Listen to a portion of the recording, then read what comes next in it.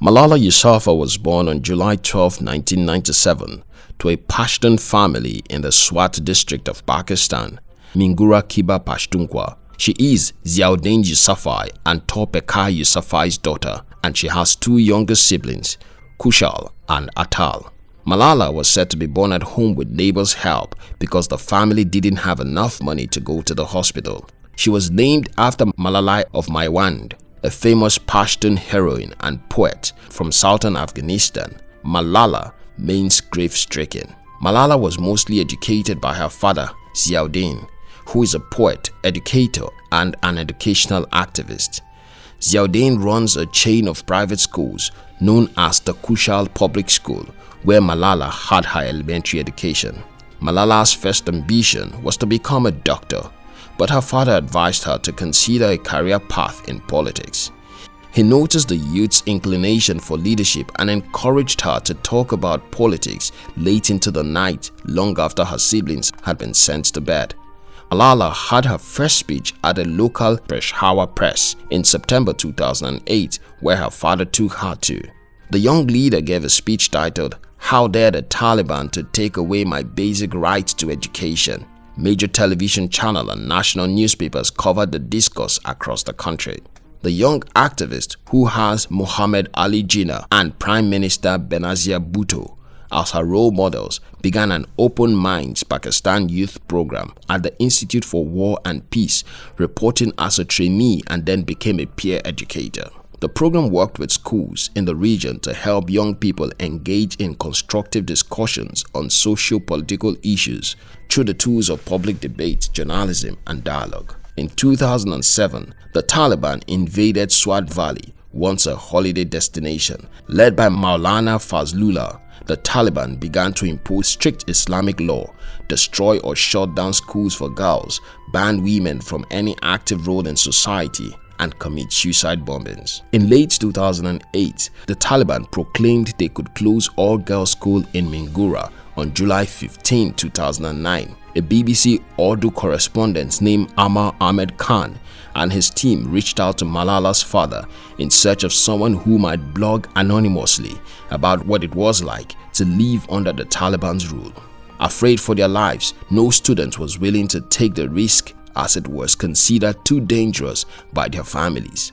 Finally, Ziauddin suggested his daughter, 11-year-old Malala. At first, a girl named Aisha from Ziauddin's school agreed to write a diary but was stopped by her parents because they feared reprisals from the Taliban. Malala, who is 4 years younger than the original volunteer and in 7th grade at the time, was the only alternative. BBC publishers unanimously agreed. Under the Gul Makai byline, Malala began writing regular entries about her everyday life for BBC Urdu. From January through early March of that year, she wrote 35 entries which were also translated into English. The Taliban meanwhile shut down all girls' schools in Swat and blew up over 100 of them. Yousafzai made her first appearance on TV in February 2009 when Hamid Mia interviewed her, a Pakistani journalist and talk show host, on Pakistan's Capital Talk Show. In response to an increasing backlash throughout Pakistan, the Taliban agreed to a ceasefire, revoked the restriction against girls, and permitted them to attend schools on the tradition that they wear burqas in late February. However, a few months later, violence resurfaced in May and the Yousafzai family was forced to relocate to the outside of Swat until the Pakistani army was able to drive the Taliban out. In early 2009, Adam Elik, the New York Times reporter, worked with Malala to make a documentary entitled Class Dismissed, a 13-minute piece about the school crackdown. Elik made a second film with her titled A Schoolgirl's Odyssey. In 2009, the New York Times featured both movies on their website. That summer, she met with Richard Holbrooke, the US Special Envoy to Afghanistan and Pakistan, and solicited his help with her to protect education of girls in Pakistan. With Malala's continuing television appearance and coverage in local and international media, it had become evident that she was the young blogger of the BBC.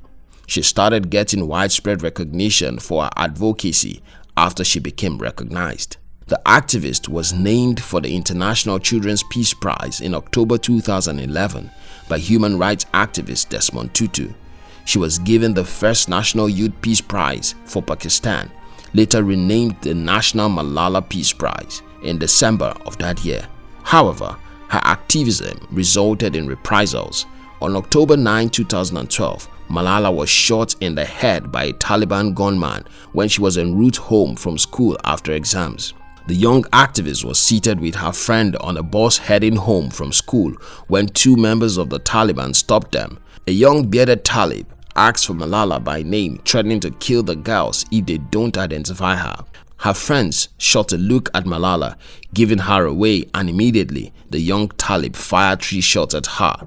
One of the bullets entered and exited her head and lodged in her shoulder. The right activist was seriously wounded and in critical condition at the Rawalpindi Cardiology Institute in Peshawar, where she was transferred.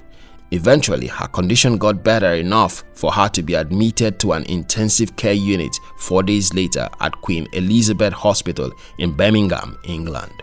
Once she was in the United Kingdom, Malala was taken out of medical-induced coma, though she would require multiple surgeries, including repair to the facial nerve to fix the paralyzed left side of her face.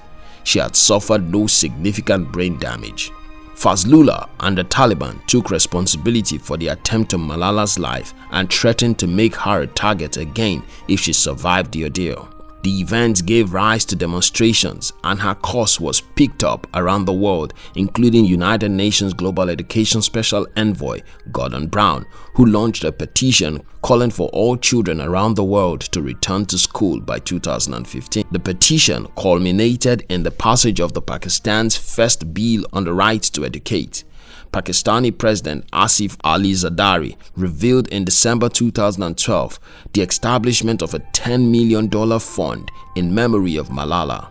About the same time, Vital Voices Global Partnership has established the Malala Fund to support education of all girls around the world.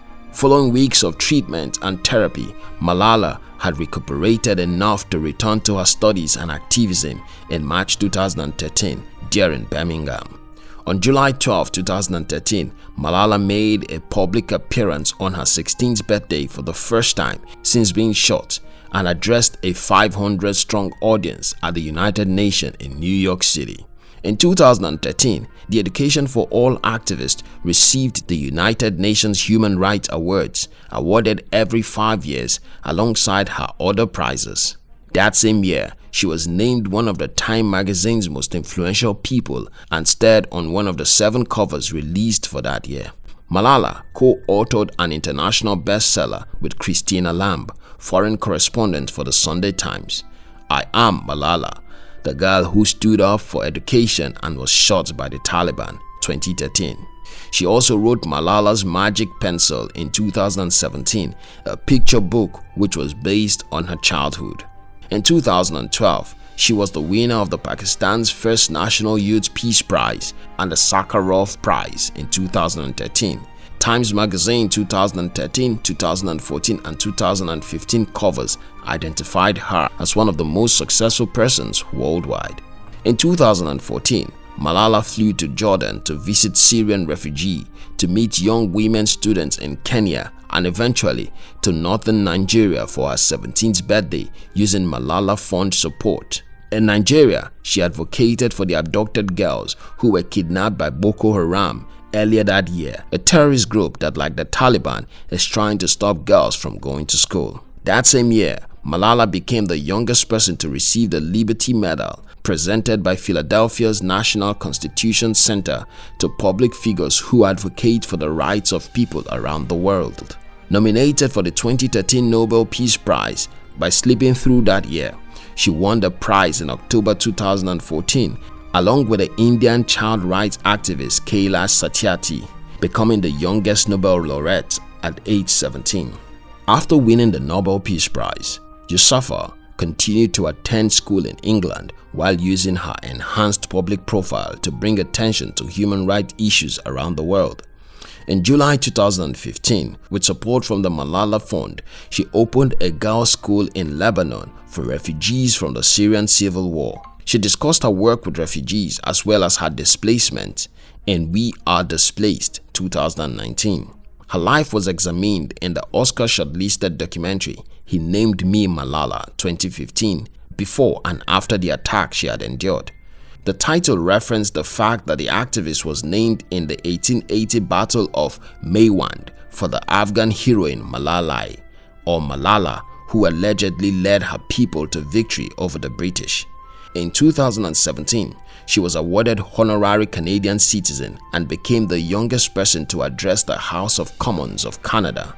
Yousafzai attended Edgbaston High School in England from 2013 to 2017. Malala continues to advocate for education as a fundamental right for everyone and the foundation for girl-child empowerment using journalism as a tool. The rights activist is currently studying at Lady Margaret Hall, Oxford for a bachelor degree in philosophy, politics and economics. Thank you very much for watching our videos. We'd like to give you another exciting video for you to enjoy next. But before then, our team will be thrilled if you can like this video and share it with your friends on social media. If you're new here, don't forget to subscribe so you don't miss other exciting videos like this. Look at your screen now to see 2 other videos we handpicked for you to enjoy next. We love you.